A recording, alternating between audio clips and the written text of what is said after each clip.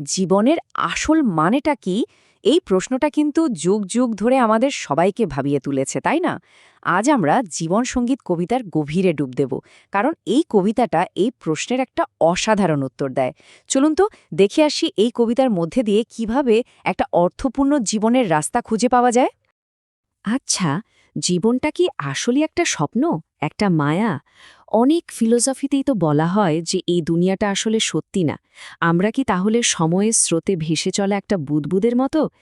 জীবন সঙ্গীত কবিতাটা কিন্তু ঠিক এই ধারণাটাকেই চ্যালেঞ্জ জানায়, আর এইটাই আমাদের আলোচনার মূল পয়েন্ট।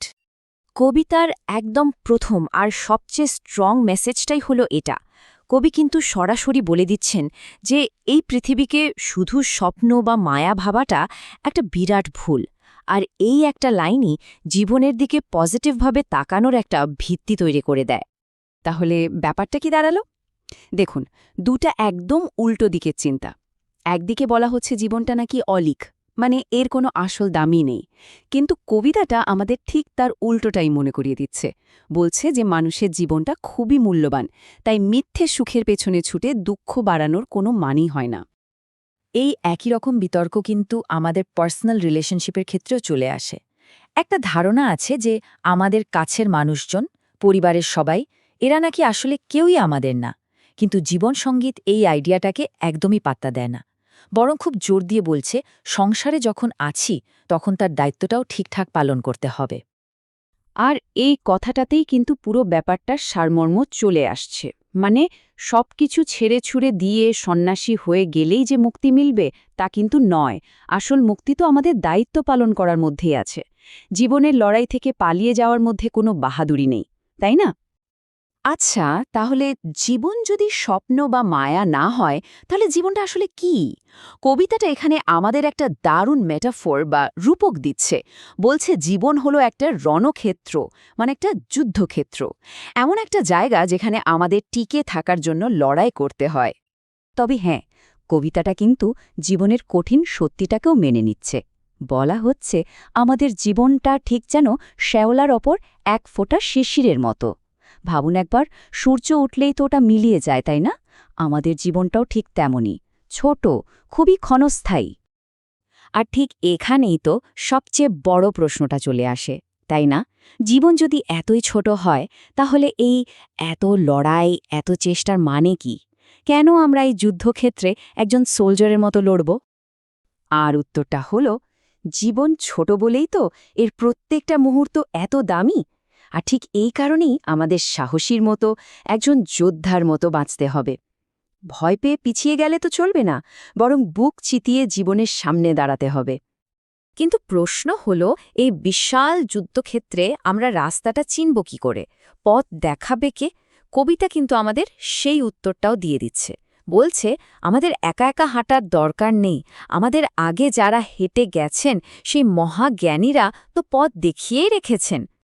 মানে আমাদের আগে যারা এই পৃথিবীতে এসেছেন আর নিজেদের কাজের মাধ্যমে অমর হয়ে আছেন, সেই গ্রেট মানুষগুলোর দেখানো পথেই আমাদের চলতে হবে। তাদের জীবন থেকে শেখাটাই আমাদের নিজেদের জীবনকে মিনিংফুল করার রাস্তা। জীবনের দিকে তাকানোর এত সুন্দর একটা অ্যাপ্রোচ, যা আজও ১০০ ভাগ সত্যি। কিন্তু জানেন সবচেয়ে মজার ব্যাপার কোনটা? এই কবিতার মূল আইডিয়াটা এমন একটা জায়গা থেকে এসেছে যা শুনলে অনেকেই হয়তো একটু অবাকই হবেন। তবে সেই ব্যাপারটা বুঝতে হলে আমাদের আগে একটা শব্দ বুঝতে হবে, ভাবানুবাদ। ভাবানুবাদ মানে কিন্তু ওয়ার্ড ফর ওয়ার্ড ট্রান্সলেশন না, বরং একটা লেখার মূল যে আইডিয়াটা, যে ফিলিংসটা, সেটাকে অন্য একটা ভাষায় নিয়ে আসা। এটা কিন্তু বেশ ক্রিয়েটিভ একটা কাজ। আর এখানেই আসছে সেই সারপ্রাইজিং ফ্যাক্টটা। আমাদের সবার চেনা এই জীবন সঙ্গীত কবিতাটা আসলে আমেরিকান কবি হেনরি ওয়াটসওয়ার্থ লংফেলোর লেখা এই সাম অফ লাইফ কবিতার ভাবানুবাদ। ভাবা যায়? এটা কিন্তু এটাই প্রমাণ করে যে ভাষা বা কালচার যাই হোক না কেন, জীবনের মানে খোঁজার চেষ্টাটা আসলে সবার জন্য একই। তো সবকিছুর শেষে কবিতাটা আমাদের সামনে একটা ফাইনাল প্রশ্ন রেখে যায়, আমরা কিভাবে বাঁচব আর আমাদের পরের জেনারেশনের জন্য কি রেখে যাব। পুরো কবিতার শিক্ষাটাকে যদি আমরা সহজ করে ভাবি, তাহলে ৩টে স্টেপ পাওয়া যায়। ১ নম্বর, জীবন নিয়ে সব নেগেটিভ চিন্তা মাথা থেকে বের করে দেওয়া। 2 নম্বর বড় বড় মানুষদের দেখানো পথে হাঁটা, আর 3 নম্বর নিজেদের জীবনটাকে এমনভাবে তৈরি করা যাতে আমরাও একদিন সম্মান পাওয়ার যোগ্য হয়ে উঠি। কারণ জীবনের আসল উদ্দেশ্য তো শুধু নিজের মুক্তি না, আসল লক্ষ্য হল সময়ের বুকে নিজের এমন একটা ছাপ রেখে যাওয়া যা দেখে পরের প্রজন্ম ঠিক রাস্তাটা খুঁজে নিতে পারে। আমাদের নিজেদেরকেই সেই গ্রেট মানুষদের একজন হয়ে উঠতে হবে। তেই একদম শেষ প্রশ্নটা কিন্তু পুরোপুরি ব্যক্তিগত। যখন এই ছোট জীবনটা শেষ হয়ে যাবে, তখন আমাদের যে ছাপটা পৃথিবীতে থেকে যাবে, সেই ছাপটা ভবিষ্যতের মানুষদের কি বলবে? এটাই হয়তো জীবন সঙ্গীত কবিতার আমাদের সবার জন্য রেখে যাওয়া সবচেয়ে বড় প্রশ্ন।